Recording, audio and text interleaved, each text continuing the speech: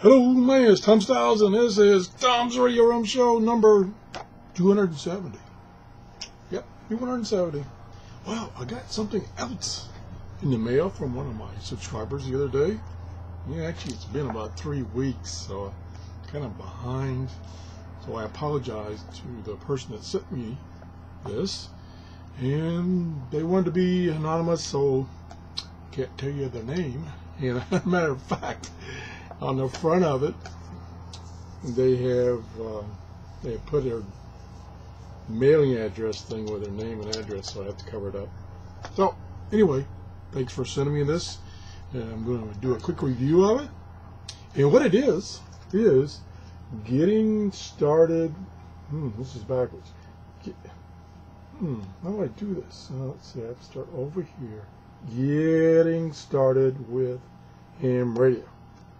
A guide to your first amateur radio station.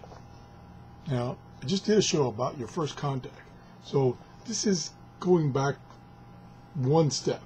This is getting your station set up to make your first contact.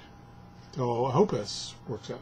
Anyway, so here's the book. It's published by the ARRL, which is the Amateur Radio Society, and it sells for $19.95. Now, I have this in my Amazon store, but unfortunately I can't sell this through my store. I don't know why, but I can't. So you can get it. You can go through my store and get it. I don't know what happens there, but it'll say can't purchase through the store. So you might as well just go to Amazon if you want to get one of these. And the good news is I just checked, and Amazon has a couple used ones for a little bit less than the retail price of $19.95 plus whatever the shipping would have been. So there are some used ones out there. Now let's talk about the book. Okay, first of all, it has this one is published or copyrighted in 2006, so it's not too old. And here is the table of contents. You can't read. I'll just briefly tell you what it is. It says Chapter 1, your first radio. 2, the antenna. 3, propagation, which I probably need to do a show on propagation. 4, using your voice on HF bands. 5, code conversations. 6, digital universe. 7, chasing contacts and wallpaper. 8, FM, no static. And 9, weak signal and world above 50 megahertz. So that's what we're talking about here. Now, what the authors also provide is a nice chart of the amateur bands, telling you what band. And there's, of course, when you get your amateur radio license, you can get various levels or various classes of amateur radio licenses. And when you do the test becomes more difficult depending on what class you want to get. And the higher class you get, the more privileges or the more frequencies you can work on.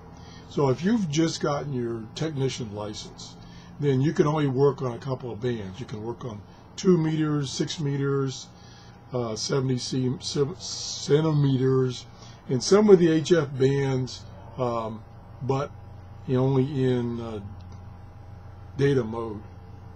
But anyway, to sort all that out, they give you a nice chart to sort all that out. Okay, that's the first thing you do. Then they got a couple of ads to get the other thing. Then Chapter 1 is talking about your first radio. Actually, it goes a little beyond that. It's your first radio. In this case, it's showing you a power supply you would need for your radio, because a lot of these transceivers require a power supply. They don't just plug into your AC out. So it tells you basically power supply and what you need in the way of power supply. Then it talks about the various types of transceivers. This book is backwards. The mobile, which hand is that? Oh, the mobile transceiver, which you could have in your car or have at your desk. And then on the top of that page is your handheld, like your Bofang radio, which is, the Bofang is only good for 2 meters and 770 centimeters. So those are the only 2 bands it will work on. Okay, now moving right along. See if, now here's a big, expensive, probably upwards to $1,500, $2,000 desktop, all bands. This is an all band. This is a model TS 2000, a Kenwood 2000. Like I say, it's quite a few bucks. Okay. There's a message for you. And then they talk about some bells and whistles you can get on your radios, such as audio DSP, so you can have a clearer signal, and built-in SWR meters and stuff like that, built-in antenna tuners. So some bells and whistles that you could get with your radio if you so choose to do that. And it shows you some more radios to choose from.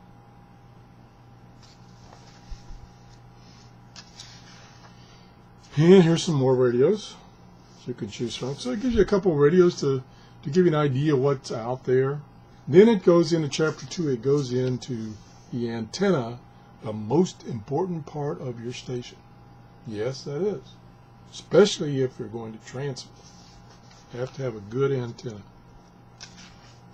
And then it tells you about the different types of antenna, the simple dipole. You know, my camera seems to be pointed a little off. Yeah, who cares? So anyway, I apologize if I'm not looking in the camera because it seems to be pointing off to the side or something. I don't know what's going on. Like I say, different kinds of dipole antennas, vertical antennas, random wire antennas, indoor antennas like our loop antenna that I showed you, and the advantages and disadvantages of the types of antennas. Antennas you can build yourself. Talks about feed line and the importance of having good coax feed line with low loss. And then now, here, like I said before, here's a subject that I have not touched on that I really should, is propagation. So it's got a chapter on propagation.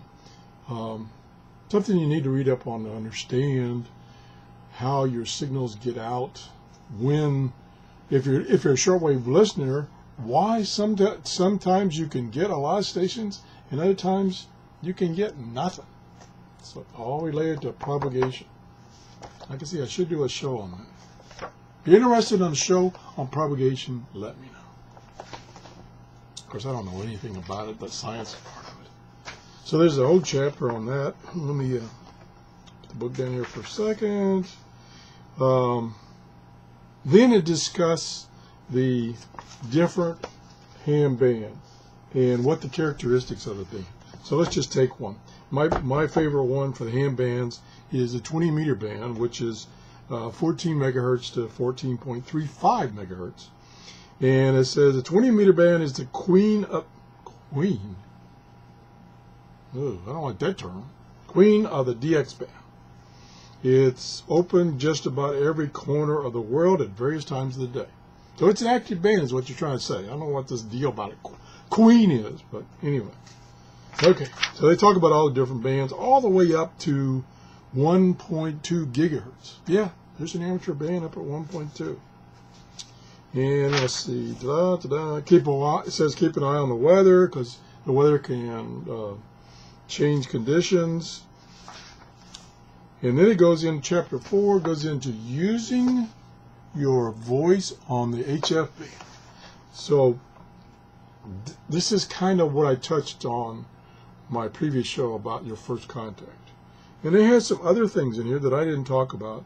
They talk about your voice quality and how to improve your voice quality. I wish this camera would look over here. It's like, how do I get, so I'm looking at the who cares? I knew I shouldn't have gone on the air. Then there's chapter 5 is about code sending Morse code. Thank goodness you don't have to pass that test anymore. I tried, when I was trying to get my license, I could not pass that test. I kept getting the dits and dots and all doodads mixed up. It's like so confusing. So luckily they dropped that requirement for that, so you don't have to learn code anymore. And then they have a chapter on digital data, sending data in a digital form on your ham radio. And the equipment you use for that, all the software. I've discussed a couple of the software programs that will decode this stuff. For instance, one of the most popular ones is PSK 31. I guess I'm getting camera fright. I don't know. So moving right along. We're up to 10 minutes now. We don't want to keep this to 15 minutes. Next one is about DXing and chasing contacts throughout the world, getting a reception report that somebody has received your contact. That's a lot of fun to be able to talk to somebody someplace else in the world, some stranger you don't even know. By talking on your radio, once you got your radio set up, didn't cost you a dime. Well, you got to pay for a little power, but just no phone call. Okay, no telephone charges. And then it talks about FM radio and the fact that when you're using FM, like on 2 meters and 70 centimeters, that's both basically FM, not AM. And so, just like when you're listening to your AM and FM radio, the FM doesn't have any static on it. Well, it's the same thing true when you're using a ham radio and you're broadcasting in FM. Okay.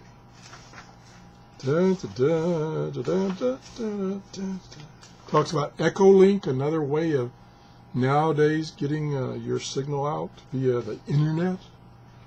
And then it talks about something that I've been trying to get into, which is the frequency above 50 megahertz, called 6 meters. 6 meters, when 6 meters comes in other words, that band is active due to weather conditions, you could talk all over the world. Just like you could have had if you were talking on HF. And the beauty is, you only need a technician's license to talk on 6 meters. So they talk about that. This book is pretty extensive. It kind of touches on everything you need to know. And I think that's about it. Yeah, then we get to the glossary. And that's about it. So this is the book, Getting Started with Ham Radio. And even if you're not going to get into ham radio, it's a good book if you're...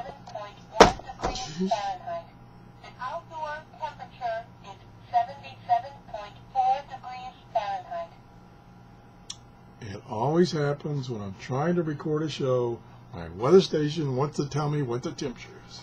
It only happens once an hour, but I happen to always hit it. Okay. Anyway, what was I saying? Anyway, even if you're not interested in getting your ham license or working ham radio, this is a good book for shortwave listeners. So, $19.95 retail. They got them on the Amazon store, used ones for I think $12.95 plus shipping. So I think that's a good buy.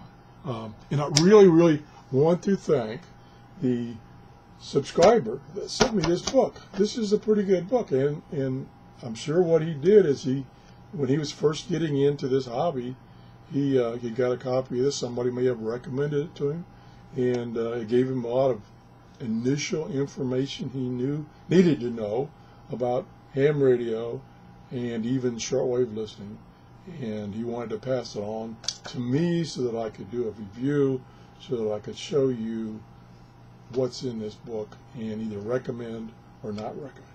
And I recommend this book. I gave this book a thumbs up.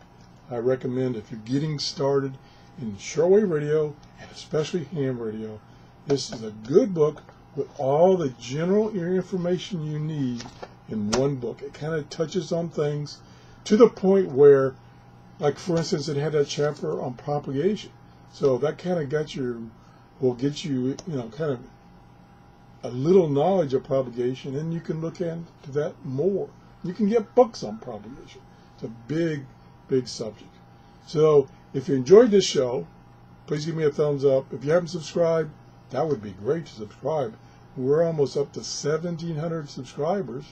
I appreciate everybody that has subscribed. Thank you for watching. Bye-bye. Why isn't the camera pointing to me? I don't know. I just don't understand this camera stuff.